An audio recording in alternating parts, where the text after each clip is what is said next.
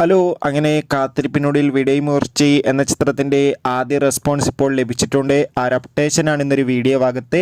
വീഡിയോയിലേക്ക് മുൻപ് video like ചെയ്യുക, ചാനൽ സബ്സ്ക്രൈബ് ചെയ്യാൻ വേണ്ടി ശ്രമിക്കുക. അജിത്, അർജുൻ, തൃഷ എന്നൊക്കെ പ്രധാന കഥാപാത്രങ്ങളായിട്ട് നാളെ റിലീസിനെത്തിയ ചിത്രമാണ് വിടൈമുയർച്ചി.